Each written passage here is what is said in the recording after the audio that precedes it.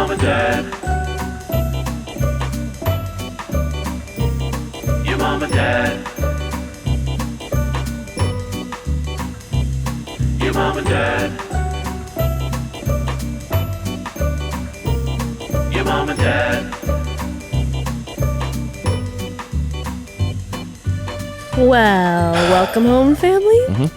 It's your mom and dad. Clap, clap. How Welcome are we? home.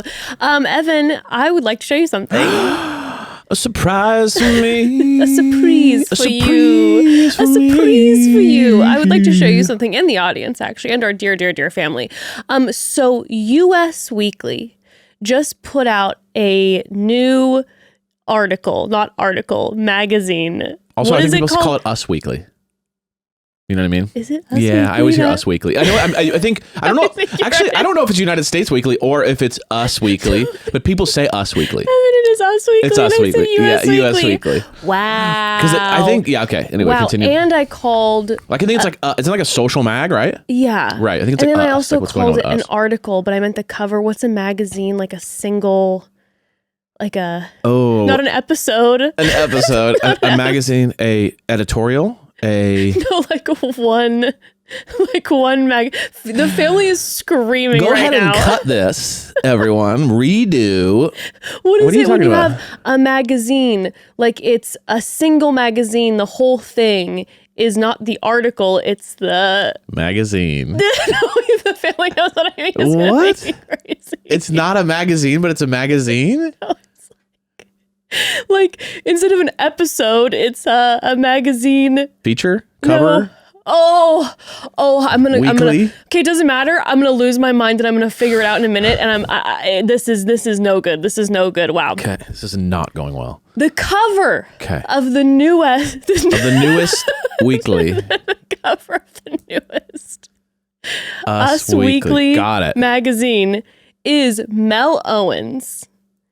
And it says, Mel Owens, Golden Bachelor Mel Owens, unfiltered, unpredictable, unforgettable, in all caps. And at first, Ma'am, Us Weekly's struggling. There was nothing going on this week. and at first I was like, who was paid off at Us Weekly to, next to Mel Owens, put unforgettable in massive lettering? They're hurting. And then I realized after watching this episode of Hometowns, Yeah. he is unforgettable because I will never forget the Hometown episode where the lead didn't care about getting engaged or being in a relationship with anybody at all. See, I would have done my magazine would have been like Mel Owens, forgettable, like you'll never you don't care or ever remember again. We have no interview. There's nothing to say. It's just a blank. Yeah, and it's just him saying good. Just one word. How are you? It just says good. And then it's just on to the next thing. It's an ad for, perfume or something. Evan, we have never in the history of this show, seen a lead like Mel during Hometowns. Mel Owens has been giving us nothing this entire season. Nothing. But this was top notch. Top notch. He is meeting the families, and I have never seen a lead interact. And you know what? To his credit, at least he's being honest. He's not telling everybody he's in love with all of them and that he's going to marry them. At least he's being direct and looking at the family members and being like, yeah, I don't quite remember your mom's name, but go on. There had to have been, I wonder when all the producers and people got together during this shoot, when they were shooting it and going, we made a massive mistake. Yeah, we've made a massive No mistake. one's going to care about this. No. No one is going to feel anything about this guy because he doesn't feel anything about this situation. Yeah. They had to have kind of felt that on set, been like, dude, all our IT, by the way, ITMs.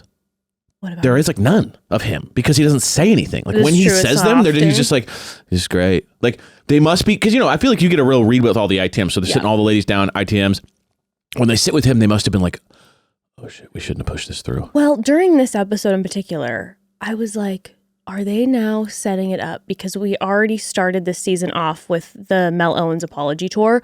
are they really setting it up to hit it at the very end, like full Bachelor villain? Like they're intentionally going to show us Like at the end sabotage vibes. full Mel Owens Bachelor. But then when we saw the preview for next week's episode, which is a Women Tell All, I thought this is the perfect time where they're going to have the women all lined up, like coming at Mel. But it didn't look like that's what was going to happen. It looked like it's more just so I'm like, Nicole what are we versus some doing? vibes. What are we doing?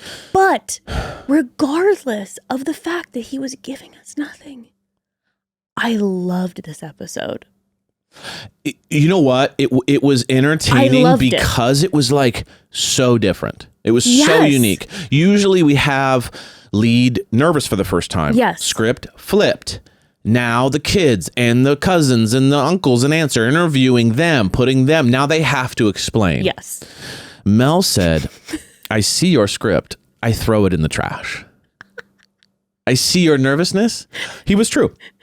He said, I played in the NFL. I don't experience fear. I know no fear. He says, I played in the NFL. I don't give a shit about what your kids or family has to say or think about me. I will stonewall you with no response. He did not for one moment stutter when he held down his I don't care. He did not bat an eye.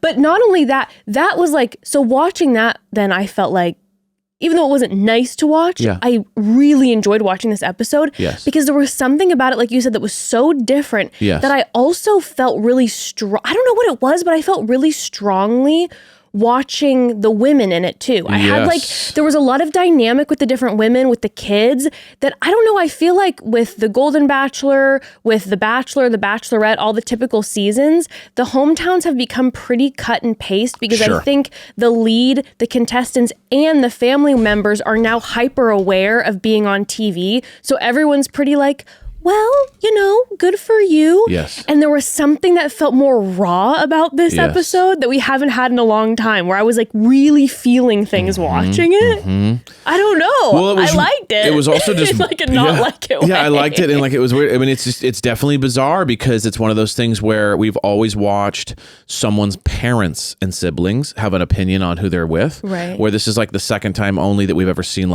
children and family have an opinion, and because he gave us so little, it was now we were kind of analyzing Peg more and the relationship they have with their family, and we're analyzing Debbie, and we're analyzing Cindy, and we're kind of going, what's the vibe there? Because he gave us so little that we were now kind of turned into them and being what's their family dynamic like? I was kind of fascinated. Let's get into it. Also, too, family, we are actually recording this Wednesday night right after we watched it.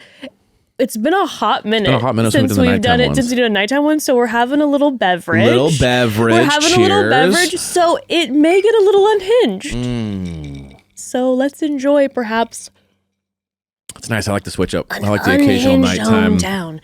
Because if they were in my hometown or your hometown, it would be very unhinged. And you know it. And I don't want to get into what our families would be like. I got to be honest. I do miss the unhinged kind of religious family member that kind of has a lot to say in some of these episodes. You know what I mean? I do like the occasional off the chain uncle that comes in and starts saying some crazy stuff. But I don't know. This was as close to kind of unhinged because of our lead as we've had in a while. That's so weird. Let's get into it. I'm excited. But first, let's take a quick pause. So, family, we are going to be talking about some issues we have with Mel, but let's take a moment and talk about hair issues, okay? If you're dealing with hair issues like thinning or shedding, but feel totally stuck on what to try next, I get it, okay? That was me. Oh, that was me. And I was absolutely trying everything, but to no avail for years. There are so many products out there, and it's hard to know which ones are actually going to do anything. That's exactly why I gave NUTRAFOL a closer look. It is not just hype. It's physician formulated, clinically tested, and even recommended by dermatologists. So I had heard and seen amazing results from friends and family. So I gave it a try. I gave NUTRAFOL a try. And here I am, years later, with this gorgeous mop. Wow. It's in a ponytail right now, but look at this. Put her on the billboard. Look at that. Wait, here we go. Look at that. The billboard. It has grown. Okay, so I saw results around 3 to 4 months in. It has grown so much. My hair has grown so much. It is so much thicker. It sheds way less. It is so much healthier. I am so forever grateful for NUTRAFOL. It changed my hair game. I'll be a fan for forever. Yes. I love NUTRAFOL so much. It's incredible. You look incredible. Thank you are you. a walking billboard. Thank you. NUTRAFOL is the #1 dermatologist recommended hair growth supplement brand trusted by over 1.5 million people. And you can feel great about what you're putting into your body since NUTRAFOL hair growth supplements are backed by peer-reviewed studies and NSF content certified, the gold standards in third-party certification for supplements. And here's the deal. While many supplements rely solely on ingredients studies, NUTRAFOL clinically tests final formulations to ensure their efficacy using a variety of hair measurement tools like their hair counts and pull tests to assess growth, quality, shedding, and texture. They're the best. And on top of my results being incredible, adding NUTRAFOL into my daily routine was also so simple. You purchase online, no prescription required, automated deliveries, and free shipping keep you on track. Plus, with a NUTRAFOL subscription, you can save up to 20%. You'll have access to free one-on-one naturopathic doctor consults to support you on your hair growth journey, and a Headspace meditation membership is included. I mean, my goodness, they're just simply the best. See thicker, stronger, faster growing hair with less shedding in just 3 to 6 months with NUTRAFOL. For a limited time, NUTRAFOL is offering our listeners $10 off your first month subscription and free shipping when you go to NUTRAFOL.com and enter the promo code MOMDAD. Find out why NUTRAFOL is the best-selling hair growth supplement brand at NUTRAFOL.com, spelled NUTRAFOL.com, promo code MOMDAD. That's NUTRAFOL.com, promo code MOMDAD. Okay, family, before we dive in, I do want to let the fam know this, though. Okay. So next week, we have one episode. We're going to be covering the Women Tell All. I'm hoping it's juicy, but even if it's not, your dad and I are going to make it juicy. Even if it sucks, we'll still be there live on air. And we're going to make it juicy. But listen, we bring the fun. That's such a parent thing to say. Also, that is like, feels so arrogant. Even though I just feel so like, yeah, but you know what? We're so good that you're going to have a great time anyway. We are we are the nighttime, See, right there? nighttime episode. Right that there? was old guy. But I'm saying right there, you just prove that we're not entertaining. You're entertaining. I am color commentary. I just kind of come in, I drop a little thing. No, I am not. I'm a rambler. Ooh, I'm the rambler. The rambler of California. And anyway, California I don't even know. Rambler? This is a nighttime episode. I Let's apologize. go. But my point is that we are going to be doing one episode next week, but here's the 411, and we appreciate your patience if this happens. There is a chance it should drop on Friday. There's a chance it might drop on Saturday because your little sister Ember booked a filming gig, and we are last minute flying to Canada, which is very exciting. Very cool. We're heading to Canada, and we're supposed to be back, but it might get delayed. And then your mom over here is supposed to get some dental surgery right when we get back. It's just a lot next week that are some question marks. I'll be here, so if they don't want to show up, I'll be here. Solo episode, but there's a chance. There's a chance we might be like a day behind. So we appreciate your patience in advance. Thank you so much. We love you all and we appreciate you all. And we're very excited for Canada. Also, on a quick other note, if you're watching the YouTube, look at how cute my hat is. Yes. Look at this hat. Beast in my bonnet. If you remember from a couple weeks ago, I was wearing that cute shirt with the cat fisherman on it. Beast in my bonnet is our dear friend's company. It's hand-drawn designs, printed, cutest products ever. Okay, look at this hat with this little beast in the bonnet on it. I'm gonna post on Instagram. Ember just got one of their sweatshirts that has like a cat Hamlet on it. Okay, I'm telling you, when I wear their products out, designs. they're amazing. The clothing, the They have ornaments coming out for the holidays. They have like awesome book bags and blankets. They're just amazing. And the family's the best family ever. Yeah. And we had some of the family members purchase from them and they were amazing. so excited. I mean, just Great. family, just check We it love. out. I'm going to put the link. I'm going to post a photo of Ember in it. Just amazing. All right. That's my 411. Incredible. That's my tea. Let's get into the hometown episode. Hometown. So we start with Mel on a plane. And I want to say something. Yes. I don't know if you noticed, but when Mel was sitting on the plane, he had next to him an apple and a water. And I don't trust that. Boring. I don't trust that, okay? Just like his personality, his diet also remains unentertaining. If you are one of our healthy family members, I appreciate and respect you. But for me, I'm on a plane. It's junk food galore. If you're on a plane, you need to have diarrhea. Okay, you need to be eating their weird food, their weird warmed up canisters of like lasagna and shit. You need to be in the bathroom because it's so weird. An apple and a water, dude. No gin and tonic. No, I mean, where is the energy? I just need I need Oreos. I need junk. Will it make me more swelly on the plane? Sure. Will your feet swell through the sandals? Correct. Are my compression socks absolutely flowing over? Indeed. But an apple and a water? And he was sitting there, I think with a journal, not even the TV Was he raw on. dogging? Not a book. Don't they call it raw dog He in the was flight? raw dogging. Just sit there like staring into the back of the chair. Raw dogging. You see people like post about that where they're like, I raw dogged the flight 6 hours and they're just like this into the back of the chair. I kind of raw dogged my last flight. I remember you saying that. I just listened to classical music for like 4 hours. Yeah, put it on the watch amazing. list, dude, because that is crazy. But it's not fully raw dogging if he's looking at this journal. And I'm pretty sure it was a journal and it was highlighted. And so he was highlighting his journal. I don't know. And he was wearing too old. Dang it. He was wearing a lot of beads, the beaded Many bracelets. beads. He was wearing many Yes. beads from his time with Shaman Danny. Yes, There was just like we his love. journal, his beads, his apple, his water. You know what? Honestly, the picture of health, but I'm bored. Boring. Give me a shit show. Get a cig. Smoke a cig on the plane. Grow up. You know what I'm saying? Bust out a vape. Eat the lasagna. Get diarrhea. Live a little. This guy keeps talking about how like Dane, you know, how much he likes energy, and I'm not seeing it. You know what I mean? Live. I want you to catch Mel. A little sniffer, you know, snifter. Just drinking all the time. Cigs. Disappointing. Honestly, someone who's having an apple and water and journaling probably is ultimately having more energy than Can us. you quit it? Stop who defending are putting him. horrible things in our body, but oh well. So he's on the plane with his beads. He's on the plane with his beaded bracelets.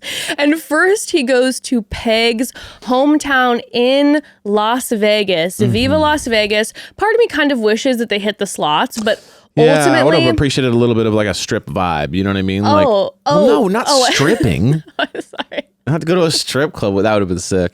But no, if like, you know, like they hit the strip a little bit, like, you know, play a little game, like play into the Vegas thing. It was weird that they were just like, But I loved that we Oh, did see yeah. her firehouse. That was so 100%. exquisite. Seeing her in her element, she is everything to me. she's wildly cool. She's unbelievable. Also, the fact that she was like, "Yeah, here's my life on hey the boys. pole." Oh yeah. She's my life on the pole, and her leg goes straight up in the air. The most Insane. flexible woman I've ever seen. Hi guys, she's showing him. She was in the fire department for so long. She's a badass. An absolute queen. I was truly obsessed. And honestly, she had him then and there. The second she put him in the fire truck, In the passenger seat. He was like a little kid. He's like a little kid. He's like, it's like if she was a pilot and he had to like go to the front and get his little wings. You know what I mean? Like she's definitely gonna body them. It was amazing. I think everybody immediately becomes a child the second they Yeah. get to go into a fire truck. 100%. Well, he even said, he's like, you know, a lot of people don't get that kind of access. Of course. If you right now had a fire truck pulled up outside yeah. and the firefighter was like, "Hey, you can come on in," I'm thrilled. Okay. I know you're thrilled. Okay, chill out. I know you're like, it'd be amazing. Why? Because of the hot Calm down, dude. firefighters. Calm down. But they end up having a bit of a serious talk for a moment on the back of the fire truck. And she talks about how she's been living this like emergency lifestyle her entire life. And so she's had this thing where it's like emergency now, deal with emotions later. Yeah. And that makes so much sense when she explained that. I was like, oh my God, of course. When you've been in that position for so long, you're going to be more guarded and you're not experiencing emotions until maybe a moment later. That was interesting. She said that, yeah. But she also said, which was like my favorite, is when she said, I'm looking for a fireplace. And we had heard that like sound bite. She's like, I had the fireworks. Now I'm looking for the fireplace. I was like, dang, that bars. That was amazing. And it's like, I'm not looking for the fireworks because that did not work. I'm looking for the safety, the coziness, the in my home, the time together. What I did find interesting, and we'll obviously get into Cindy later, but that his two final women are on opposite ends of the spectrum, where we have Peg, who's like, I had the fireworks, I'm looking for the fireplace. And we have Cindy, who's like, I was more fireplace vibe. Well, I guess, but I'm looking for the fireworks. Yes. So we have one looking for fireplace. I don't want to fall in love. I want to like passion. It was like, I don't want to like, I want to fall in love. I don't want to, slide into love or just kind of have a warm vibe. Yeah. She wants fireworks and Peg wants Completely fireplace. Opposites. Yeah. So that is very interesting to have Mel pick women who are so very different. Yeah. And from my perspective, Mel is absolutely looking more for fireworks. And the only reason that Peg has held on this long is because Peg is the firework. Yes. She is a firework incarnate. Yes. And so because she's so electric and exciting, I think that's the only reason he's kept it going for that long. But I think if they actually have more deep conversations and he really listens and hears from her that she is looking for like fireplace, he's going to he wants fireworks. Correct. That's what I think. Correct. That's what I think. But then we get to meet Peg's family. And one of the people we meet is Peg's mom, Dorothy, who has been watching The Bachelor franchise for 20 years, which is her mom, Peg, or her mom, Dorothy. Yeah. So a doll. Sweet. So a sweet. doll. Part of Bachelor Nation. Also like weirdly young looking too. Like I was like, what? Wait a second. Peg's like in her 60s and this is her mom? That's true. You know what I mean? Like that woman's like 90. Oh my God. And I was like, you know what I mean? Like that looked like one of the moms that you see. Like it was just like. That looked like a woman who should be on The Golden Bachelor. That's what I mean. And it was just like, whoa. Yeah. So incredible. I didn't even think about that. Yeah. It's genetic like, youth. Genetic incredible. youth. And then we also have her daughter, Dakota, who is crying, who is a doll.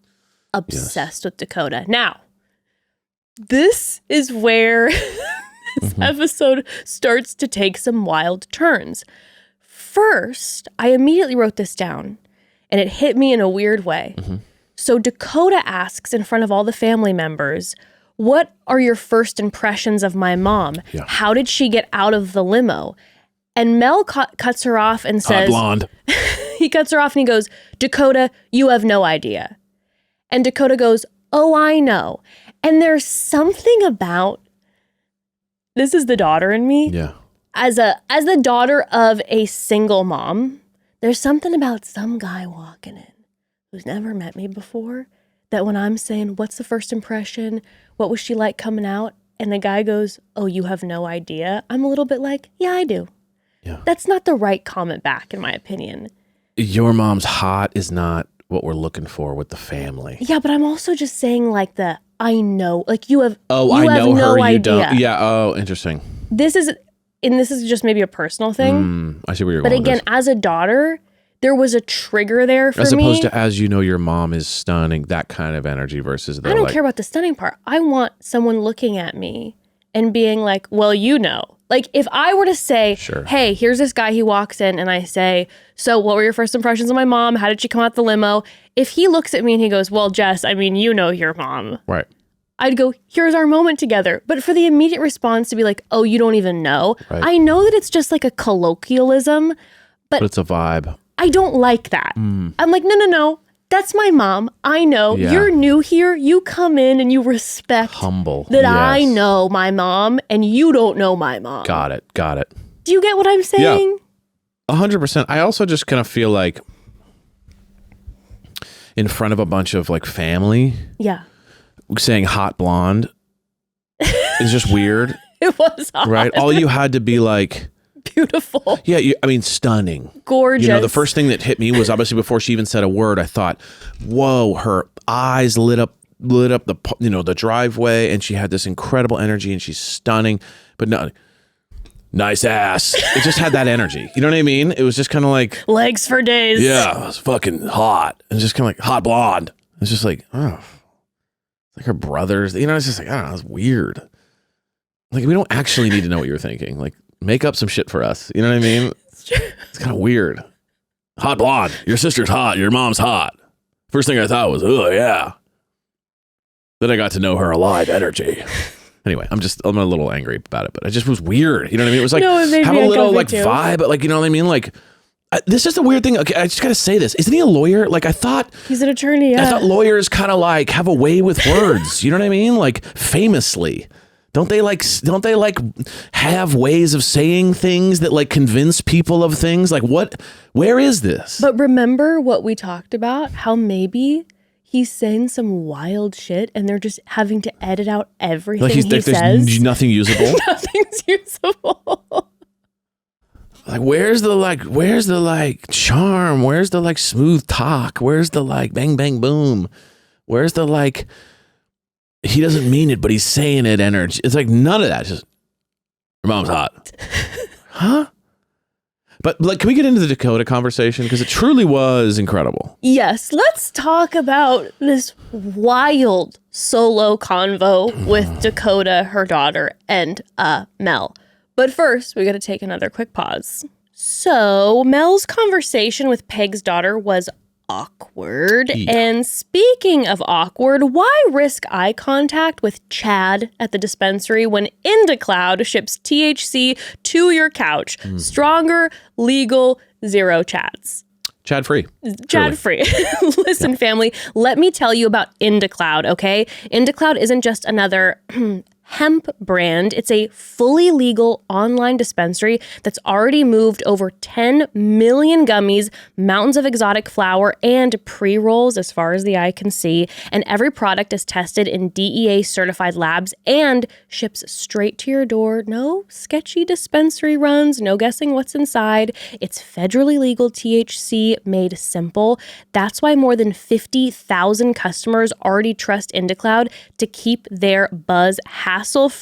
And if you are 21 or older, grab 30% off your first order plus free shipping with code MOMDAD at indacloud.co. So let me tell you about the first time I tried IndaCloud. I took one gummy thinking, I'm just going to chill for a bit. Yeah. Cut to 45 minutes later, I am in a blanket burrito, emotionally invested in the anglerfish. Do you remember the anglerfish? Oh my gosh. Oh my gosh. Cried my eyes out. I mean, IndaCloud is no joke, and they've really got everything. Looking for better sleep, they got a gummy for that.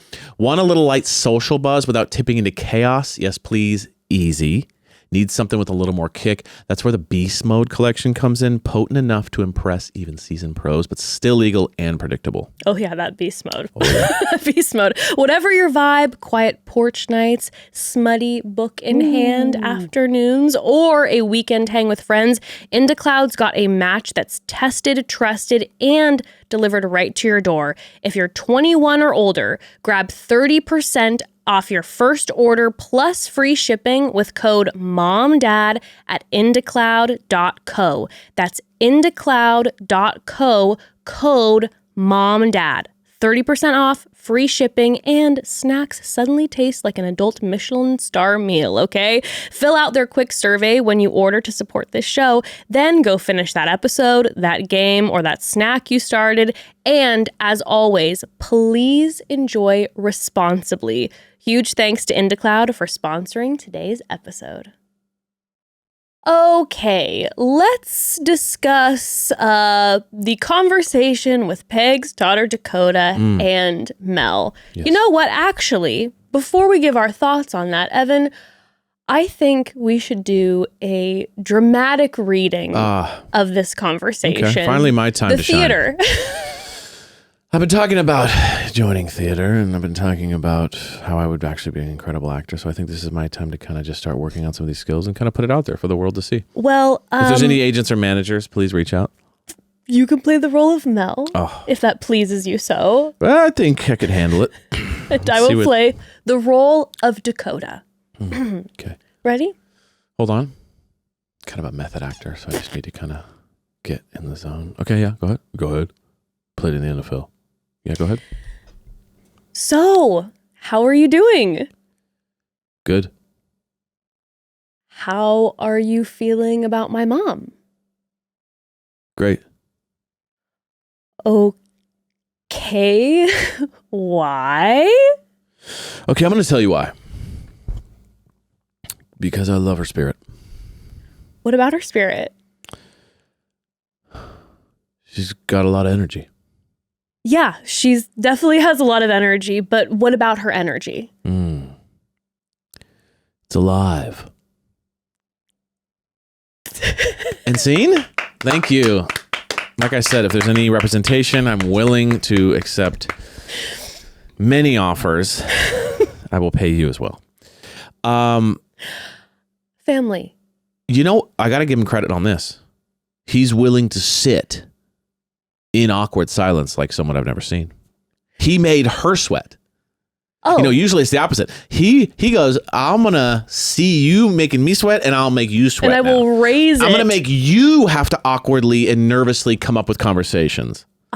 Usually it's I don't know what to say to the daughter. I don't know what to say to the dad. I don't know what to say to the mom. Now it's, I don't know what to say to the lead because he's making me sweat. Saying, first of all, how are you feeling about my mom? And the response being great, period. Good.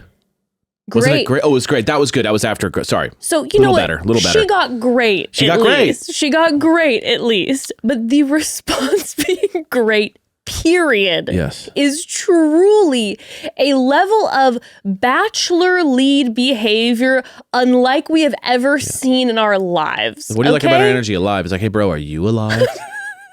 It's like to say, what about her energy? It's alive? I wanted Dakota to be like, is this a good time?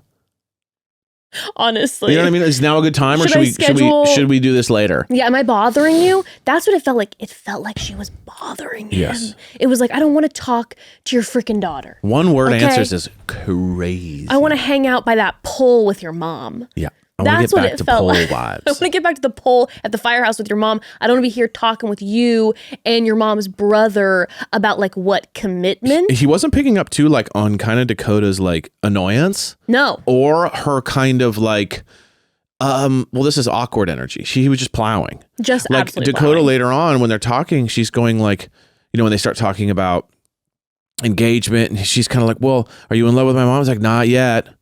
Okay. Well, do you feel like you'll get there with her?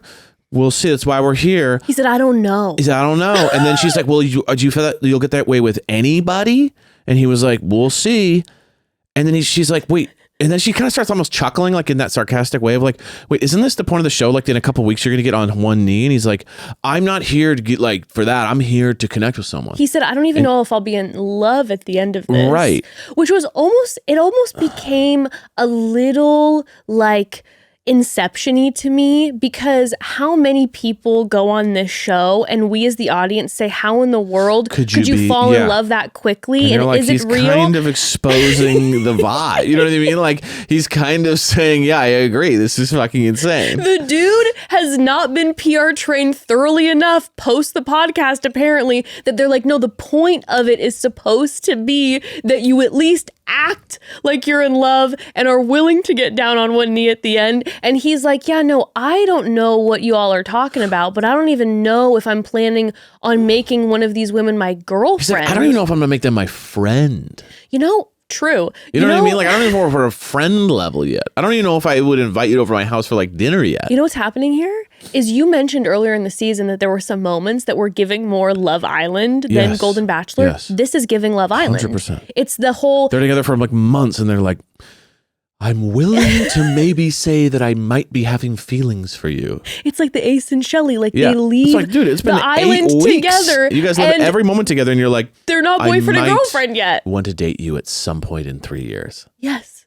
Unbelievable. Unbelievable. I mean, Talk about someone not being swept up. No, zero sweep up. And then it's like, you know, Peg's daughter is like, well, here's the bottom line though. My mom has been through a lot. Yes. Can you at least ensure me that she's going to be protected? And he's like, I mean, I'll try. He's like, I don't It's even like, give a you're shit about you or any of asking me this. too much. There was a couple things I really liked that I wrote down. It was like, she said, you seem like a nice man. So she wasn't like coming at him. You know what I mean? She was very level headed. The one thing I will say about Dakota was everything to me. What can happen a lot of times with like the siblings or the family is that like someone comes in really hot and they have this kind of character they're playing, which is like this overprotective person. Yeah. And like the lead's like super nice and sitting there and they're getting like beat over the head with like, well, I don't, and they're kind of got this weird, you know what I mean? Like sometimes they can come in kind of like fake angry. Dakota was the opposite. Dakota was like super sweet with her mom, super loving, adores her mom, was protective but not overly, was like totally level-headed, was objective, was kind of like basically how we all felt, where it was like this, you're laughing at the right moments. But I liked how she was like, you seem like a nice man. Like she even, despite all that, gave him some credit for like being seemingly a nice guy. She didn't like come at him, you know. She was like, well, you seem like a nice man. But then it was the whole like, I just really hope that you're not going to like screw my mom over in this process. Can you do me a favor? Can you at least tell me that like you're not going to string her along and hurt her? Like if you feel this for someone else, can you let her know? Like it wasn't, you know what I mean? It wasn't interrogative in a weird way. It was just very simple and very straightforward. And I just like that at the end of it, she's just like, yeah, he didn't have any of the answers that made me feel good. She's like, I'll be real with you all. Production, I'll be real with you. He gave me nothing. Yeah. So how am I supposed to feel as Peg's daughter? Not only did he not try to connect with me, he also was giving me one-word answers and told me that he's not sure if he's even interested in anybody at the end of this. Yeah, so like, how am I supposed to feel? Yeah, and you know that generally too, like there's probably a lot of conversations they don't show. Yeah. Where like a lead would be like, Dakota, like I've heard a lot about you. How's this thing? How's that thing? Not like, getting that from oh Mel. my God.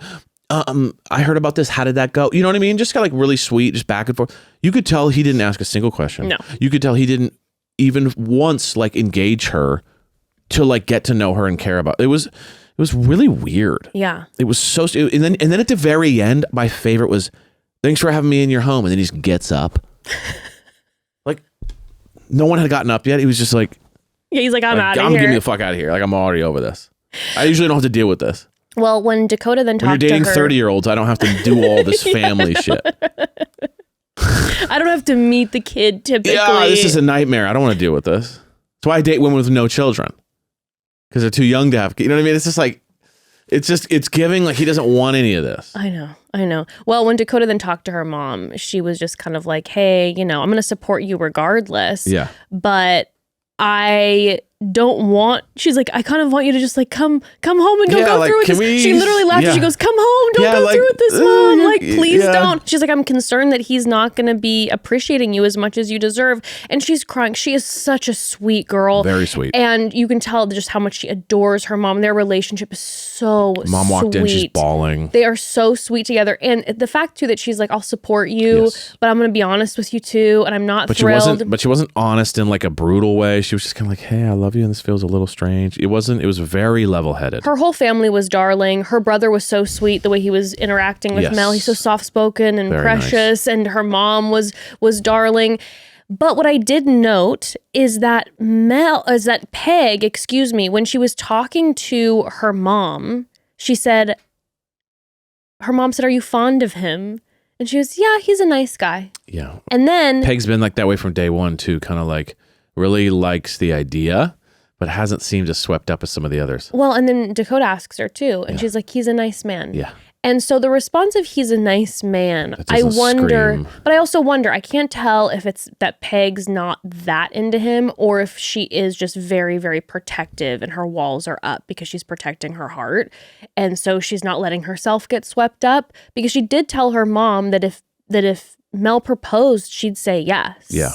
And she's like, he better ask your permission. Obviously, we did not see Mel ask anyone's permission about marrying anybody because he's not going to propose to anybody. So there's that. He was never going to propose. Never. Even if he's madly in love, he's done with this. Well, we find out as he's leaving Peg's home that he says he's only been in love one time. And then it ended in divorce. Right. And so it's hard for him. So listen, I mean, though I can't relate because I've never been in that situation. Why are you winking at me? Oh, biggie. Because you haven't divorced me. I guess that's kind of a weird way to wink. Evan just winked at me when I said that I've never been divorced. You're lucky, sweetheart. I haven't divorced you. You get the same love. But there's like this, there's this part of me that's like, oh my God, I can't imagine the feeling of like having been in love with one person. It didn't end up working out and the heartbreak of that. Right. But if I'm being totally real with you, even though Mel says he's only been in love once and then he got divorced, he's like, so I've been hurts in lust many times. But he's just not giving me the type of person that even if he was in love, he'd like feel it or show it really. Or really experience human emotion. So I'm like, okay, maybe you were in love with your ex. I would love to see what Mel in love looks like because I hated her the least. Sorry. It's a late night episode. Chill, everybody. What does love mean to you? When you don't like someone less than the other people that you're possibly could be with. Oh. Your mom bothers me the least out of all these ladies. Well, that's where it fireworks very low, but Peg making it work. She's incredible. I mean, not low fireworks for Mel though, because Mel seems super into Peg. Yeah. He's macking with her. He loves how much energy she has. He loves how flexible she is and all those things. Yeah. But it seems like there's no interest in maybe even a connecting with someone emotionally. Relationship. Yeah, well, 100%. At the end of the day, he did tell us in episode 1 that he is more concerned with passion, with physical touch over emotional connection. Physical touch and passion over emotional connection. And loyalty. So he's definitely not leading us on. I mean, we know where he stands. That's what I'm saying. So at least there's that. Okay, next we had Debbie's hometown, and that was in Denver, Colorado. By the way, a dear sweet family member let us know via the DMs that I've been saying that Debbie's 58 this whole time and that she's the youngest. Not true. Okay. Debbie is 65. That's crazy. And that woman does not look a day over 45. So apologies about that, Debbie. You are in fact 65. Again, not looking a day over 45. And Lord knows there have been suitors just out the door waiting for you because Debbie is just, not only is she beautiful. She's a treat. Debbie has great energy. She has great energy. She's also like deep. And she kind of has this like vibey energy too. So not only does she have a great energy just for her age and also like the hiking and the thing, and she's got like a lot of energy, but it's also like she's got this like sweet spirit about her, and she's got this kind of like you feel like you know her. Yeah, she's awesome. She's amazing. She's very cool. She's amazing. Well, she decides that she is going to take him to Red Rocks. And they're kind of going through a hike, and then they end up, at the stadium, the music stadium. She did, I will say this, and we can discuss later where he doesn't end up choosing her. Yeah. But at one point she points and she goes, "Look, butterfly." And he turns and looks. Which is interesting because have you heard of the bird theory on TikTok? This sounds familiar. Can you remind me? So there's a bird, it's called the bird theory on TikTok. And they say if you're in a relationship and you say to your partner, like, "Look, a bird." And the partners who are invested, who care, will like turn and look. And it's an example of like looking even though something is not super exciting. I mean, to me, you say bird and I'm like, where? To anybody, because Right. I'm like, crow. She's in love with everybody. Yeah. But it's a little bit like you say something that doesn't have like a ton of that Sure. quote unquote value to it, but your partner still takes interest Got in it. it. Yes. Versus you'd see these people experimenting with it on TikTok They're like, and you'd say, look, there's a bird, or the person just wouldn't even turn. They'd still look at their phone. They wouldn't engage. Interesting. They just don't have much engagement with Yeah. their partner as Right. much as somebody else would. And so I will That say, kind of sounds like a theory that just gets people in a lot of fights. sure, but it also You know what really I mean? It's like opens interesting. up. You didn't even care about the bird I mentioned. Because on TikTok it says that if you like the bird, then we are in love. And if you don't, we should break up. Well, he looked at the butterfly. Okay. So Mel's either a fan of nature or he was invested Could you imagine he's enough. just like crazy? Well, he is kind just of on his a phone. slow-moving, nonchalant guy Yeah. that I would imagine with a lot of people, if you said, as you're hiking, you go, Mel, look, a butterfly, that he would just keep hiking He'd and be like, wouldn't so really who else engage. played here at the stadium? Yeah, exactly. what I'm I know what you're saying. saying. That's I know what I'm you're saying. Okay, so you're So- saying that was a little bit of an interesting, even though she got cut, theory proven wrong, I guess? No, I think what it is, and it's going to prove my point later, is that I think he did really like her, and it wasn't her that is the reason why he cut her. Interesting. Yes. Let's get into that. Let's get into that. That sounds exciting. We're going to talk about that in a few moments, but let's take another quick pause first.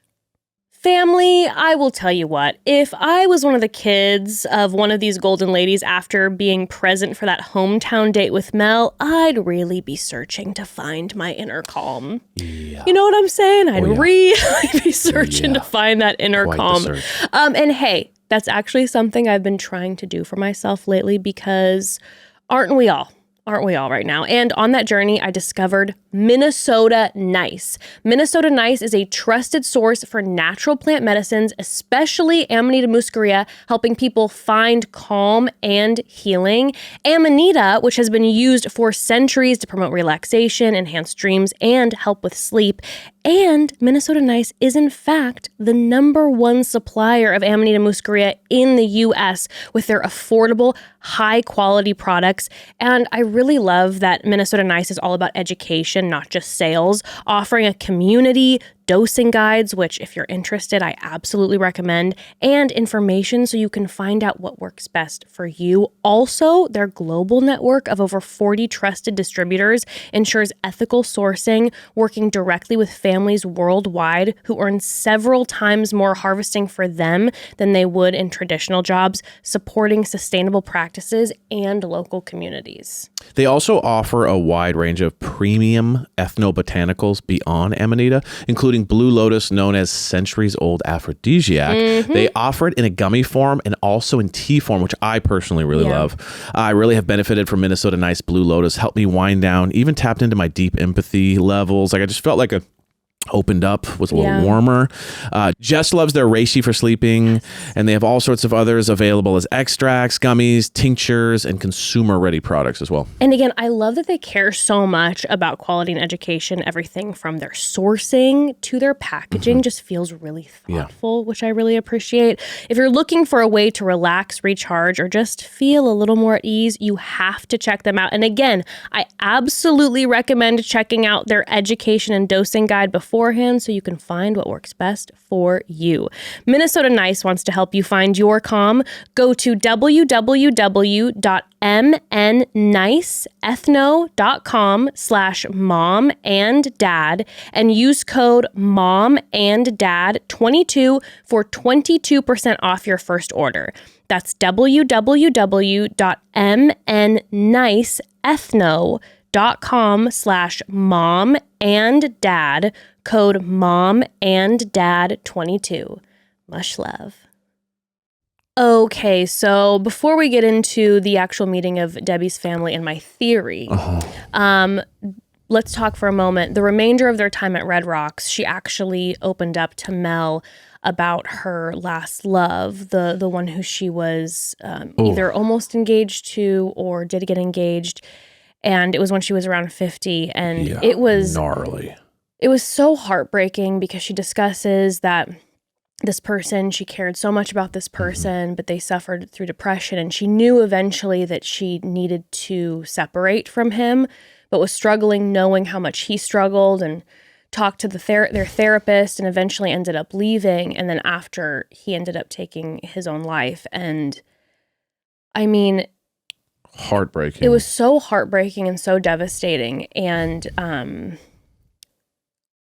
not only, you know, just thinking about this person and their family, but thinking about Debbie and how she talked about how for the next 10 years she struggled so much. And I can't imagine the feeling that she was having to walk through, with just the feeling of like, should I have not have done that? Sure. Even though, of course, it is so not her fault, and just obviously her needing to take care of herself and do what was right for her. But I can't even imagine that. And just talking about then, you know, needing to like be with then friends and family and just heal and not date for so many years after. And it was so heartbreaking. And just to echo, like, again, Debbie's just really an incredible person. Yeah, give an insight into her, kind of how she thinks, what she's been through. It also kind of like,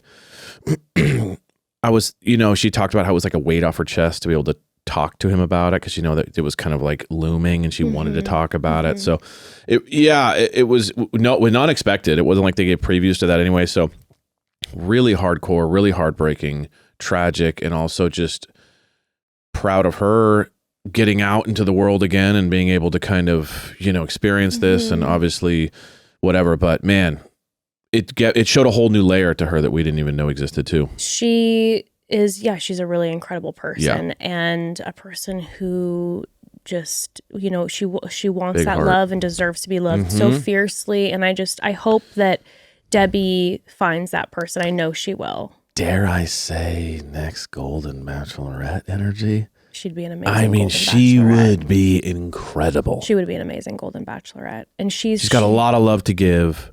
She has an incredible spirit. I would love to see that. I would love it too. And you know what? I think it would be a really important story to share, a perspective of someone who hasn't been married before. Exactly. It'd be a fresh thing. I think it'd be really cool. It's someone who hasn't been married, and it's like, again, the whole point of this show is to be like, just because you get older doesn't mean that love goes away. And it's like, here's somebody who hasn't been married before and is now ready for that type of relationship and wants that. And so let's have that experience. I think it should be an amazing Golden Bachelorette. Nicole's like, wait a second. Nicole's like, what about me? I should be next up. All of a sudden, Nicole is like, I'm Debbie's best friend, and I'll be in every episode. Yeah, exactly. Although we see a preview of it, looks like Debbie kind of calling Nicole out and saying, like, you dismissed us, so I'm kind of ready for that. Well, I remember that you said that you noted that it seemed like Nicole kind of didn't like Debbie that much. Yeah, I think Debbie saw through it. I think maybe you picked up on some vibes. So we then meet Debbie's family, and we get to meet her brothers and her sisters, and they are adorable.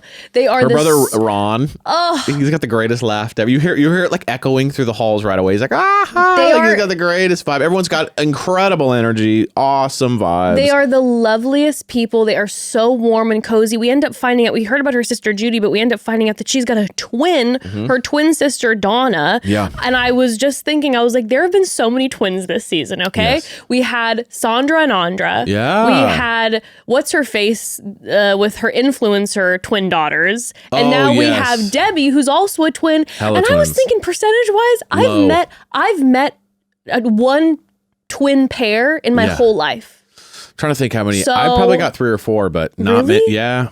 Twins lived on my street. My buddy has twin brothers. Okay. Maybe I know more twins than I think. But maybe I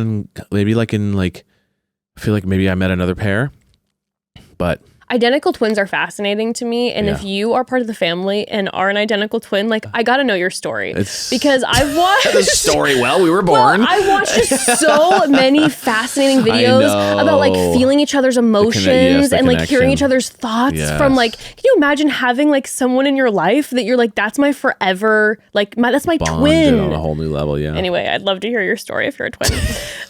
Please submit your story to yourmomanddadatwins.com. We'll be doing a twin episode where we just feature all twins from all over the world who listen. I think that'd be incredibly fascinating. Tell us your story. Everybody got the same story. Like, yeah, we were born twins, and that's pretty much it. You're like, oh, fantastic. Next. There's something so funny to me about like just like full blown twins episode where it's like, what the fuck is going on? We only cover reality TV well, and then we have podcast a twins called episode. Twins. Are they twins? No. You know what? I think a podcast called Twins is awesome. And podcast? If you are twins, you should start a podcast. I mean, I just feel like that's a thing. And then you interview other twins, and then you find out about your psychic powers. Whoa! And then you start like a twin army. Sure. For good. Twin army. A twin army for good. And everyone's like, what the fuck? There's two of everybody. I'm being attacked by the two. Imagine like... Whoa. Twin Marvel. Just everyone's twins. Never mind. Okay, I have so many questions. Fantastic twins. So, okay. Then we finish each other's sentences. All right. So then it's a late night episode. Y'all chill. We have Mel with her brothers, and he's like, who's the better athlete between you two? Tosses the football the opposite way. The brother, who's adorable, is cracking up. And this is where we finally see Mel come alive. He is with the boys on the field, and he's in his power because he's like, these guys aren't athletes. They don't know how to play football very well. I love it when I'm better than everyone. That's when I feel at home. And we saw him loosen up and he's smiling. Yeah. And what's that throw when he throws him? It says it's a lollipop. What does that mean? I think that just meant like, I'm going to throw it really easy to you so that you can catch it, rude. little boy. That is so rude. Because he's like, you're not an athlete. You're just a little wuss. I'm going to throw you a little popsicle. Maybe lollipop is like a type of throw. Yeah, I know. I think it was literally him saying like, I'm going to throw you. Like it's like a baby throw. I'm not going to throw you a good one because I know you can't handle it. That made me laugh so hard when he was with them and we saw him light up. And he's like, so who's the athlete here? Yeah, let's go. 1-on-1. That's, again, Mel is like, I got to be with my boys. Mel comes alive having a beer with the boys. Yes. So we then see Debbie having conversation with her sister, Judy, and then for a moment with, her twin Donna. But basically we hear her saying that she's been pitching herself to Mel. She's like, I've been doing everything I can to let him know, like, I'm into you. I want to be with you. She's like, he hasn't said it back quite yet. But she is talking about how happy she is. Her sister is like, she's so happy. She's so hopeful. But we see this Debbie who's like, and she's been like this for weeks now, where she's like, I'm falling in love with you. I want you to know. I want you to come see my family. She has been so bold in the way that she's like, hey, I like you. I want to be with you. I want you to meet my family. I want you to be my person. All of these things, right? Yeah. And he's been receptive to it so far, even though he hasn't been saying it back to her. And at first when I was watching this, I was kind of like, part of me thinks, Mel probably loves that he's like, well, I don't have to prove myself to as many family members here. Yeah. And he says that their connection has grown stronger. And I think he probably feels that way because it was a very smooth, easy hometown where everyone was just adoring him, right? Skipping ahead to when he doesn't choose Debbie. Here's my theory. Okay, hit me with it. My theory is that Mel did not choose Debbie simply because her hometown vibe was small town vibe. Ah, interesting. He goes to a backyard barbecue, which, let me make something clear, by the way, I loved. I loved it too because it was like, you know what? A lot of times they do the staged home where like just pull up and it looks like an Airbnb. It's like everything's like weirdly clean and like there's just like nothing about it looks like people live there. Which kind of Peg seemed like that house might have been that way. A lot of times we see that where there's like these kind of homes that are like placed. And then you go to a home that's clearly someone's home. Yes. And you're like, I always love that. Me too. Because you get a little personality and they're like, oh, this is clearly someone's lived in home. But even if it wouldn't be, Yeah. The backyard barbecue energy, kind of potluck style. It was sweet family vibes. But it felt small town. Yes. Obviously, Denver is not a small town. Yeah. But even just like the hike to the backyard barbecue felt small town. Versus we have Peg in Las Vegas. He gets to go in his fire truck, and we're in this kind of like glitzy house drinking martinis. Then we go to Cindy, where we're in Austin. She has her penthouse condo with her cosmos and her kids meeting at some like schmancy restaurant. It's giving city, it's giving buzzy. I think Mel is here for a party. I think Mel is fucking bougie.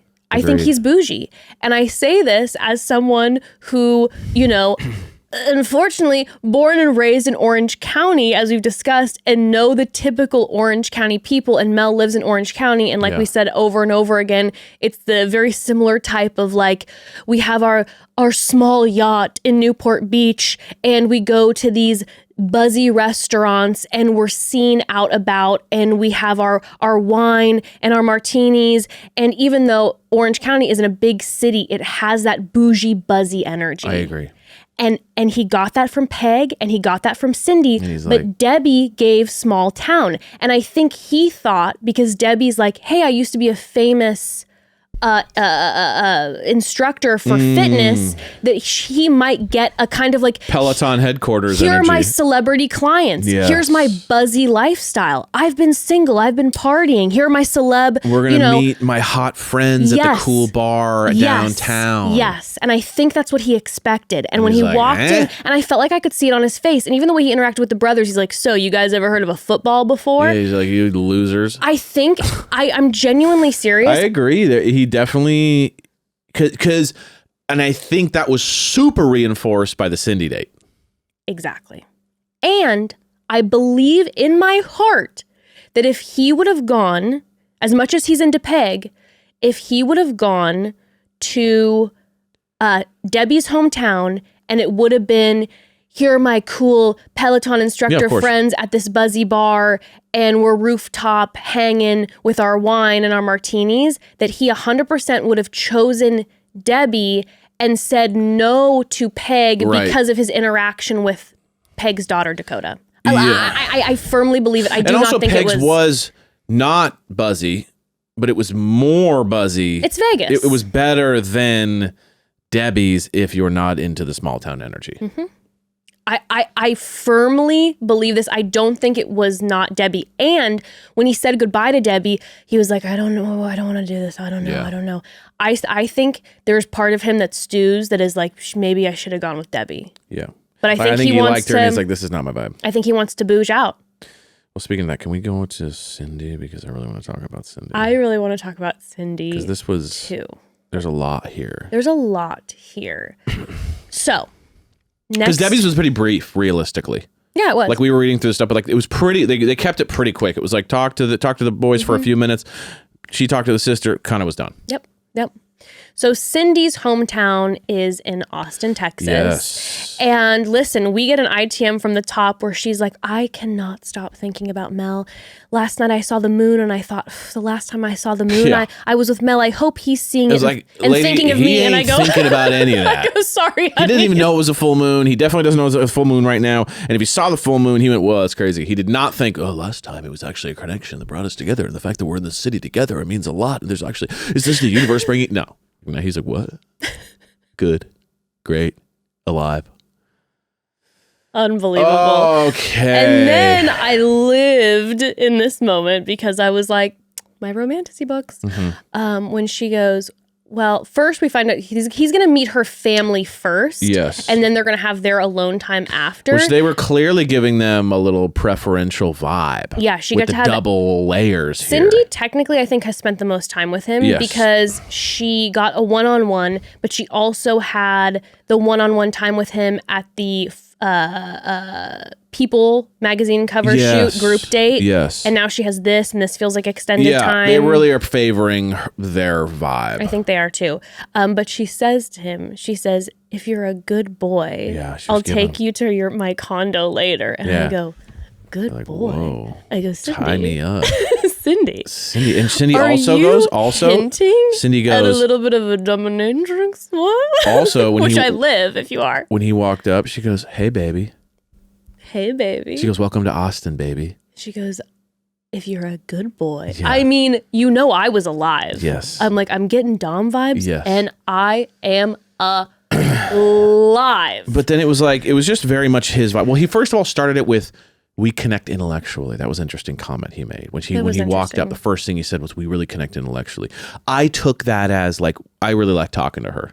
Mm-hmm. Right? Like I took that as like, we have a very good flow back and forth. And then she kind of gave him the like, they had the hug, they did the whole thing. And he's like, she gave him the like, "I live on the top of that tower. I let my hair down for you every night." You know what I mean? She's like, "See that over there? See that over there? Sexy top of the tower. I live in there. You see the red lights? That's where I live." You know what I mean? She definitely was oozy. She was definitely kind of like, oozy. "Welcome to my city, babe." Which we love. We love. But you know why he likes to talk to her? Because Cindy, more than anyone, is like, "Mel, you are my sun, moon, and stars. Yes. You are the most charming, wonderful. The fact that you are the Bachelor is destiny. Yes. You were the best man we could have asked for. We need to be gracious with you because you have a lot going on." Like, that's why he likes talking to her. I think Cindy knows how to talk to guys like him. I think she does. You know what I mean? Mm-hmm. Like she knows kind of what they want to hear, which is like, "Oh, I'm so sorry. Work's been so hard for you." You know what I mean? Like she kind of knows what she's doing. Dommy mommy. Dommy mommy. But then we meet the family, and this is where I start having a lot of thoughts. Okay, let's get into it. So let's get into it. But first, we got to take one more quick pause. So Mel had me grinding my teeth this episode, which actually he's had me grinding my teeth every single episode, but he had me also grinding my teeth even before he was on the season. But what's new, because it's been a grind, but what's new, because I'm always grinding my teeth, because I've been grinding my teeth for forever, unfortunately. And unfortunately, that has led to some teeth issues and jaw pain over the years. And guess what? It's not just me. Approximately 30% of US adults grind or clench their teeth at night. Well, a few years ago, my dentist said, "Girl, you need a night guard. It would really help you." But when he told me the price, I was like, yikes, not today. Correct. And I didn't get one at the time. Well, thank goodness I eventually discovered Remy night guards, okay? Remy's custom night guards are clinically tested to prevent teeth grinding, reduce jaw tension and facial muscle strain, and improve sleep quality. Hear me when I tell you, you will get the same professional quality and comfort as a night guard from the dentist, but Remy costs you 80% less. Yes, I said 80% less. And it's just so much more convenient than having to go into the dentist's office to get one. And as an added cost benefit, you can use your HSA, FSA credits towards your night guard at checkout. Remy is the best, okay? Family, Remy is just simply the best. When I discovered them, I was like, is this too good to be true? But trust, it's the real deal, and I could not be happier with my night guard. I got a Remy night guard as well, and here's how it works. Once you order, you receive your impression kit straight to your door, and this kit has it all. Remy gives you easy step-by-step instructions to get your perfect impression, so it's a breeze. They also provide 2 sets of everything in case in your kit you need to try again, my vibe, which is extremely helpful. You take your impression, send it back to them, and Remy ships your custom fit night guard, and boom, you can start protecting your teeth. They make the whole experience so smooth and so simple. And we're obsessed. Been wearing my Remy night guard for numerous months now, and it is so comfortable and it is so lightweight. I don't even notice that I have it in. But what I do notice is that it's absolutely helping relieve the symptoms of grinding, like the jaw tension. And I also notice that I paid 80% less for it. So if I lose it or my dog eats it, I can replace it. Love you so much, Remy. Thank you so much. No waiting rooms, no overpriced bills, just a better way to protect your teeth while you sleep. Try Remy risk-free. Go to shopremy.com/momdad and use code MOMDAD to get up to 50% off your night guard at checkout. That's 50% off at shopremi.com/momdad with code momdad. Shopremi.com/momdad, code momdad. Thank you, Remy, for sponsoring this episode. So, Mel and Cindy go and meet her 3 daughters, Yes. Caroline, Sarah, and Emily. Oh, 3 I would love to have 3 daughters. Yeah. I'm obsessed. I like Everyone to have like seemed a bundle. very cool. They're very sweet. they're awesome. The daughters were very cool.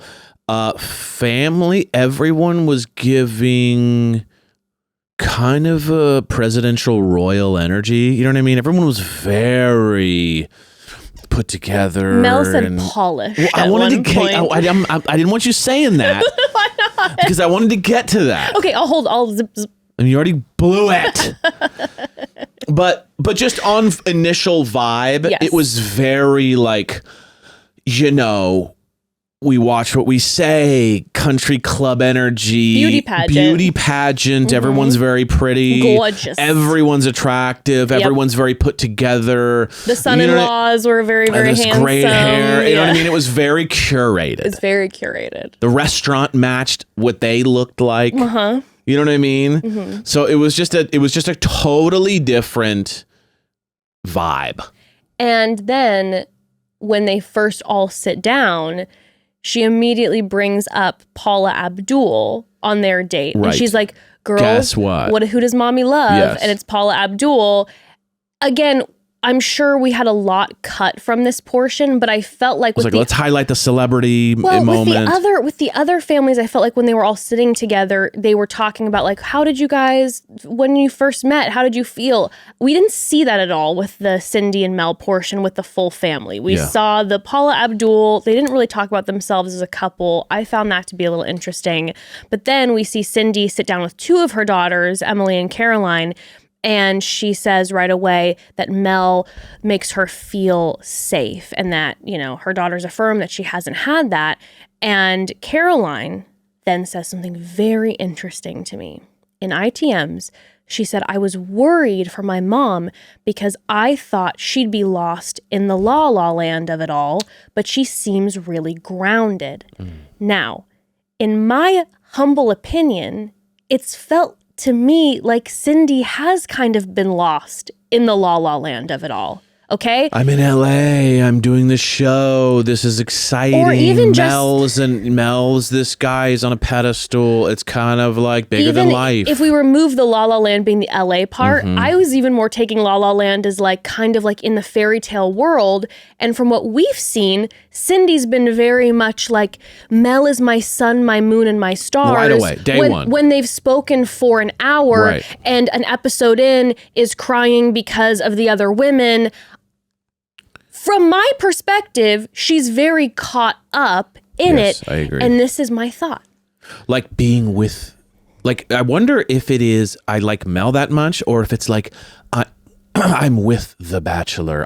You know what I mean? I'm curious Yes. about the difference there. It's like, how much is it Mel? How much is it just being on the show and being the winner? And, you know, I don't know, but this was what was interesting to me is that she then says to her daughters that she's not normally this way. We've also heard Cindy say to Mel that she's typically very logical, not emotional.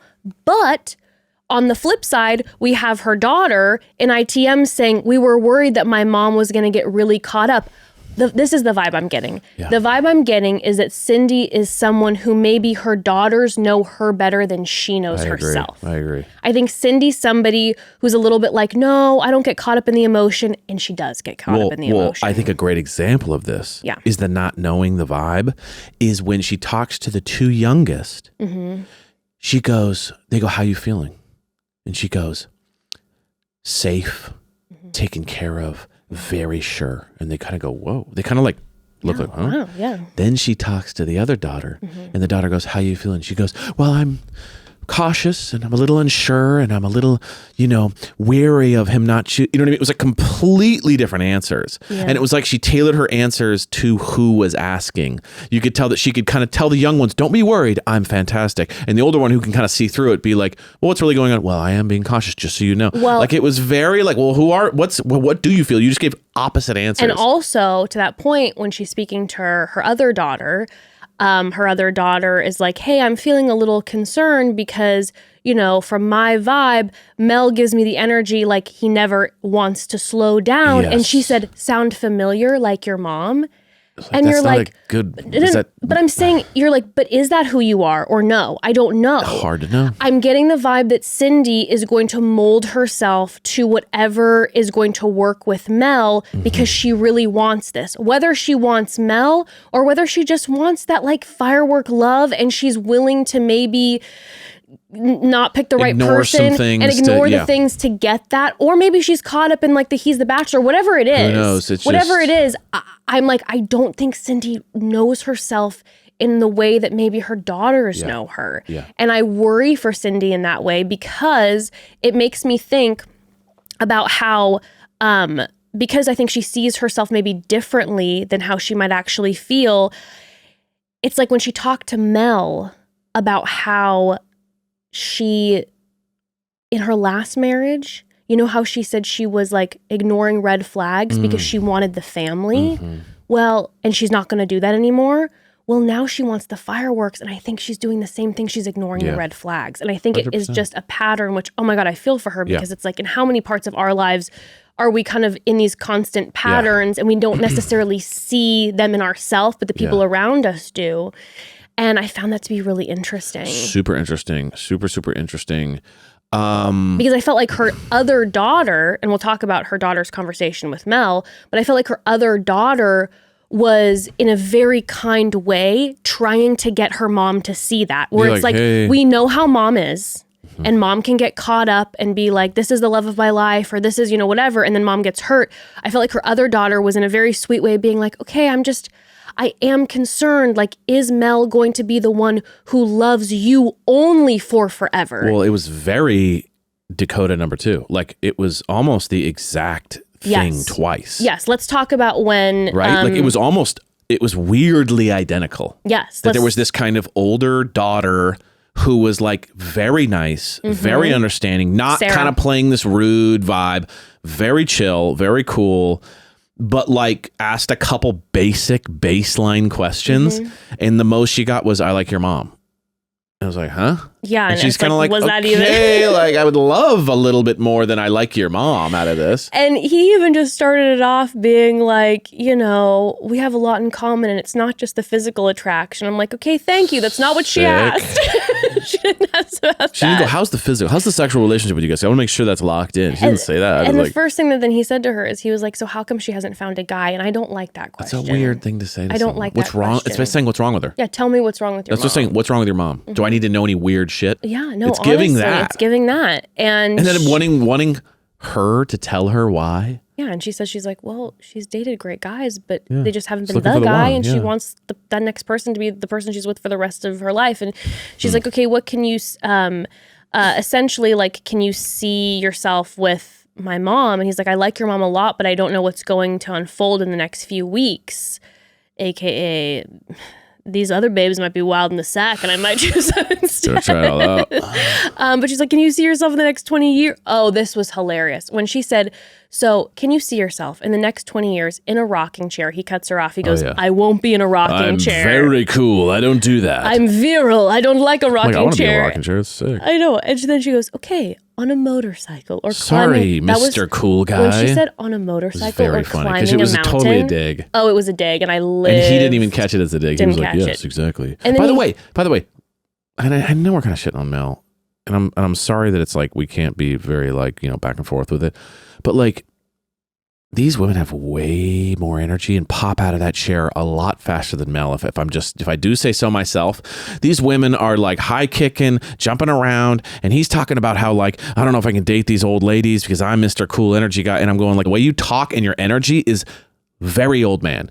Everything's kind of slow and you're not given running up a mountain energy, my guy. So I don't know where this is weird. Like he's very sensitive. You notice he's like sensitive. He's like touchy about the whole like, I'm not slowing down. You're slowing down. Well, you brought it up last week where there's probably an insecurity and when it's like your whole life you've been valued for your youth and your speed and physical things. Sure. And then all of a sudden one day you're like, okay, who am I? You know, I think a lot of people who are in jobs like that do feel that. But I agree, but that was 40 years ago. It's a little bit like we're an old man now. Like, just be cool. Like, it's okay. Yeah, I'm just saying, like, this whole thing is like the women have twice as much energy. But listen, at the end of the day, like, I know, I guess like we're all just kids forever. We're shitting on Mel, but like, let's be real. When he's sitting here talking about that he's had one love and he got divorced and all that, like, I'm not trying to say this to be an asshole, but like you have to process too that, you know, he's talking about when he was in his 40s,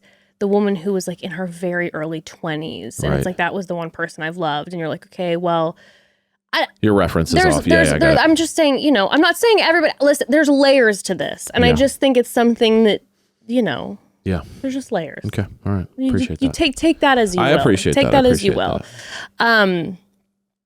But ultimately what she was asking him is she's like, you know, like, can you see yourself one day when you're climbing a mountain? Yeah, sorry. It's with her. When you're on Everest. And he's like, potentially. Paragliding down. Could you see yourself with her there? She said, sorry. He says, potentially. I'm still getting maybe. To know I don't know. Did he say that's why we're here? Something like that? No, he said that to Cindy later. Oh, okay. So when Sarah... Oh, right. Sorry. When her daughter Sarah is then talking to Cindy, and like I said, she's kind of like, she's trying to be like, okay, Mom, but... Can I get a morsel? Can we see here? Like, I'm trying to not be, you know, to rock your boat, but what about these moments? Like, will he still be... So basically what she says is she's like, you know, he wants to always be busy and never slow down. And she's like, just like me. And then she says, yeah, Mom, but in those moments, those still moments, can he be present with you? And she's like, oh, even beyond. And it's like, it doesn't matter what her daughters threw at her. She had an answer for everything. Yeah. And again, I think it's that feeling when you're trying to convince yourself that it's the right thing, even if it's not going to be the right thing. You've already decided it's the right thing. But she does walk away with being like, I'm a little concerned.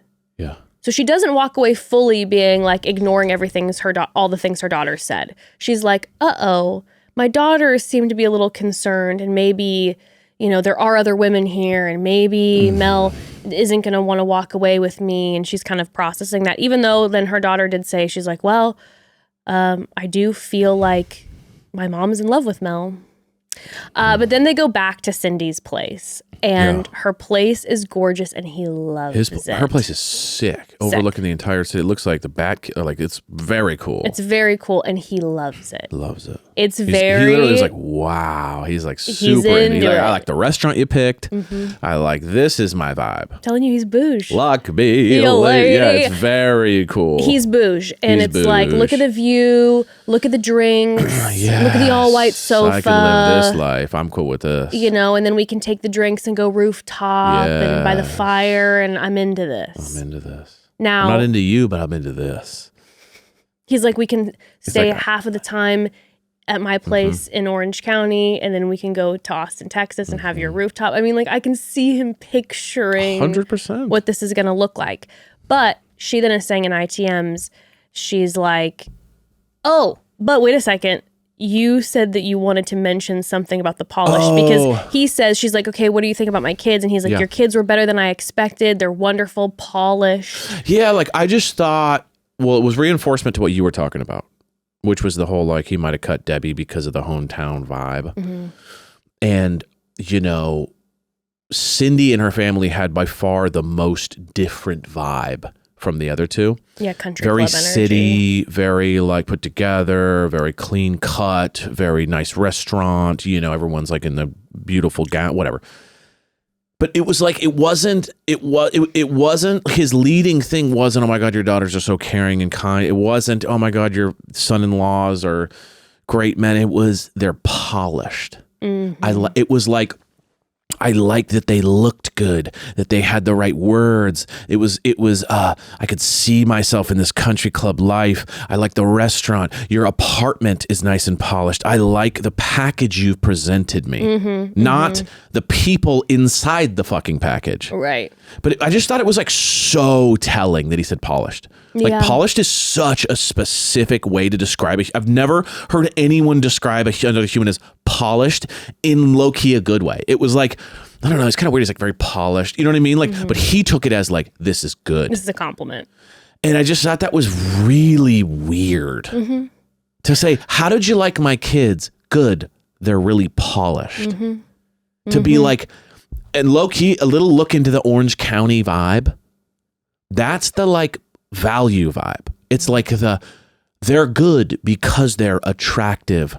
They're polished. They have money, energy. Him saying that, I kind of like felt, I just remember, like I feel the Orange County mind there. And it was just, I don't know, it bothered me personally. And I think probably most people didn't think about it, but it personally really irked me. No, I feel that because again, coming from Orange County where we have, some of our traumas from, and it's very much like there's a certain very specific beauty standard, and you have value if you fit into this line and this monetary amount and the schools that you go to. It's got like my favorite child is the most handsome or hot or the beautiful one. Yes. You know what I mean? Oh, my daughter, Dada is the greatest. She's so beautiful. It's like, what? Yeah. That's a weird thing. But you know what I mean? Not, like, she's great or she's of the person my daughter such an honest it's like, person. Well, she's thin and she's beautiful. She's won all the beauty competitions. Energy. Polished was such a bizarre way to describe someone's children. Didn't love it. Oh, it's triggering. It's youth. Very weird. Youth triggering. Yeah. Another thing, speaking of what he liked that we forgot about, is when he was talking to the son-in-laws, he's like, listen, I'm not looking for perfect. I'm looking for compatibility and somebody I can have fun with. For example, I love college football. How is she going to react to Saturdays? And the son-in-laws say, oh, she's going to love those. She's going to know more about the college football than you do. And he goes, really? That's a game changer. And he said it with conviction. Oh, 100%. So I'm not going to get my balls busted for watching my games. So I do think that was a big factor for her too. Is he's like, she's got her polished kids and she's not going to bust my ass when I want to watch college football every Saturday. I mean, Nicole kind of nailed him right away. Remember early on, she was like, oh yeah, I'm going to make him these lemon bars because that's truly how to, it's like they say like how to, it's like the way to a man's heart is through his stomach. He truly is that type of guy. We're like, what do you love about your wife? Great lemon bars, doesn't bother me on Saturdays, polished kids. You know what I mean? Like he's kind of like that way. I know. But she's talking about in ITMs that she's like, I feel the big L for Mel, but my kids are unsure. And so I'm questioning it now. And she says that her kids wonder if Mel feels the same way. And she tells him this. So she sits him down and she's like, hey, my kids are wondering if you feel the same way for me like I do for you. And she's like, hey, I'm really falling for you, but I don't quite know where you're at. I kind of need a gut check from you. And he says, it's complicated, but this got me closer. She's like, I know that someone will pick me eventually, and I really hope it's you. And he's like, that's why we're here. So he gave her nothing. He gave her nothing. That's why we're here is epic. And she was disappointed. She was like, I thought I was going to get, after all this, I thought I was going to get more than that's why we're here. And she was like, he didn't give me any assurance. And part of me for a minute, I felt I had hope. Yeah. I was like, oh, is she going to be like, nah, I'm not going to deal with this? But no, she got, I think, sucked right back in as soon as the rose ceremony happened. Because when we get to the rose ceremony, well, first of all, Mel gives his speech and he brings up the podcast. He's like, I thought I wanted a certain type of woman and I still do. And they're right here before me. Beautiful, accomplished, brilliant, spiritual, but old. Old, gross. I mean, beautiful, spiritual. The fact that he said, I thought I wanted a certain type of woman and I still do, sent me to the moon. That felt like that's like an apology, and then you cancel it right at the end. I feel like a slip up where like he kind of then was like, oh yeah, I mean, and here you are. And I'm so sorry today that you're so sensitive. So he ends up giving his first rose to Peg and his second rose, aka his last rose, to Cindy. So Debbie is going home. I think it's good. I really hope. I think Debbie's in line to be the next I think she's a golden, great. Nicole. Even though I will say they didn't give her any exit. That's true. But there's a lot of times where like we are surprised by who. That's true. Who jumps on. Mel, for example. Exactly. I think Peg could be, depending on how this goes, but I just feel like Debbie's a better fit. I think Peg's a blast and a half. Amazing. But I think Debbie would fall in love I agree. more That's what I'm saying. I quickly. think Peg's biggest problem she talked about is like, I'm not really like, I have to kind of, compartmentalize my feelings, this, that, and that's kind of my big hurdle is getting through that. I feel like Debbie is ready. She's open. She's ready to go. I think that would be ideal. I think she's perfect for it. But like I said, they did not give her no, it was like bang, we bang, didn't boom, see out. her. That felt so sad. We didn't see her in the car. She was devastated talking too. At all. She said like, this is she devastating. was devoed, but I mean, she's like, when she says goodbye, she's just like, just be happy. He doesn't give a reason, Evan. It was making me insane. In ITMs, nor it's like your house is small. Nor to her did he give a reason. No. So I'm like, are we not going to get anything? So every other bachelor, bachelorette, when they send home number 3, they're both crying. But we also hear why. We hear why in ITMs. Why did you not choose? Even if it's literally just like, I don't know, but these other 2, for some reason, I'm connected more with them. And this third is amazing, but there's something about these other 2. We didn't even get that. No. We have no reason why. Nothing. And I think it's because not a bougie hometown. But coming up, we have next week the Golden Bachelor Women Tell All, and I do hope they end up roasting Mel, even though we did not see that. Looks like we'll have, like you said, though, some fun moments from Nicole.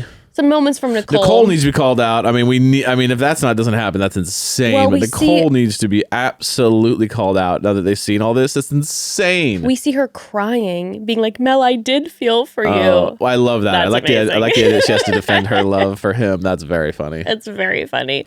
And then the best thing she could do is just come on and be like the ultimate villain. That would be iconic. You know what, Nicole? And I know it's already been filmed, but if you came on and just were like, fuck all you.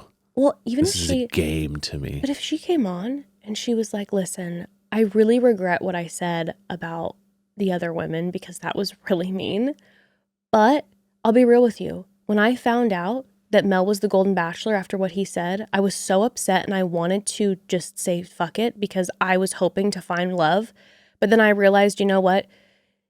Fuck him. This is an opportunity for me. Could have bodied it. To make money for myself and to support my family. People would celebrate that. There would be some people would celebrate it. I can see that. Because it'd be like, screw this guy. We're all frustrated about it. And if she would then was like, hey, I'm sorry for what I said about the women because that's not being a girl's girl. That's terrible. But the best TV is when they do feel like they're justified in it and they have defended. It's a whole thing. And they're like, no, I'm actually a good person. That's actually the best TV. It's true. Well, and then I think the week after that, we're going to probably, it looks like, get the finale. Yeah. And, we got 2 different women saying one wants a fireplace, one wants fireworks. We'll see which direction Mel goes. I think I know. But I'll be real though, Evan, we haven't seen a preview from what I'm aware of. Maybe I'm losing it, but I don't feel like we've seen a preview of him near a ring or a proposal stand.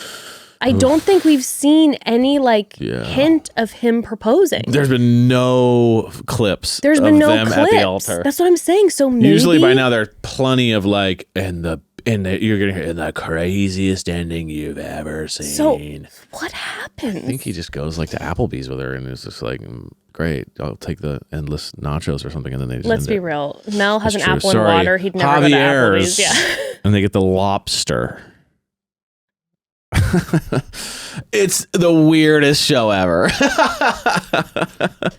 We'll see you next week. But honestly, though, what the hell? I do not know what's going to happen. We haven't seen. They have not showed a preview of anything. No, but the one preview that we had is him and Jesse talking by like the table. Yeah. And Jesse's like, I think she's coming back, or she may come back. Maybe they both leave, Evan. But why then, if that's the case, aren't they saying the most dramatic finale? Yeah. Why aren't we getting a lead up? What the fuck happens? What is happening? What is going to happen? I don't understand. This man isn't proposing. There's no way. He's so far from proposing. So what the why aren't we hearing about it? Why aren't they saying it's going to be dramatic? Yeah, no. I don't get it. So weird. Yeah. Anywho, family. Love y'all. Love you all so much. Again, tune in next week for another recap of The Golden Bachelor. Just like Rarian, you know what I mean? The late night episode. And apologies in advance if it's a day late, but we'll keep you updated next week. Yeah, next week. We'll keep you updated on the Instagram, though, if that is the case. Otherwise, it'll be coming out Friday. Okay. We love you all y'all. so very much. Mwah.